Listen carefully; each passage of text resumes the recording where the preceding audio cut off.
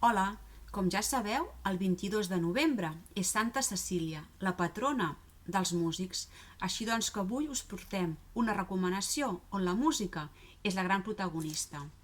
I mireu, només agafant el llibre ja podem adonar-nos d'això, perquè sembla talment un disc de vinil dins de la seva funda.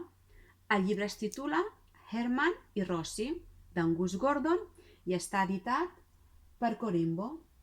Doncs mireu, aquesta és la història de dos grans desconeguts, en Herman Schubert i la Rossi Blum. Viuen un al costat de l'altre, però no es coneixen. Viuen a Nova York, una ciutat que, com ja sabeu, batega dia i nit i on tot sembla possible. Els dos els xiflen els documentals sobre els animals i són uns apassionats, uns amants de la música.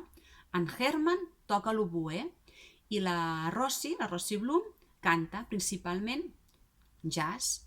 Podríem dir que són dues ànimes solitàries que viuen en una gran ciutat, com és Nova York, i tenen unes vides molt atrafegades.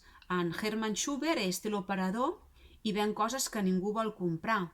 I la Rossi Blum treballa en un restaurant de molt de renom de les afores. I la música omple el seu temps lliure i també els connecta un amb l'altre, però això ells encara no ho saben.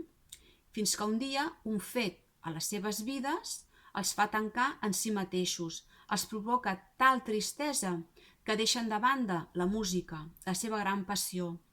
En Herman deixa de tocar l'oboè i la Rossi ja no té ganes de cantar.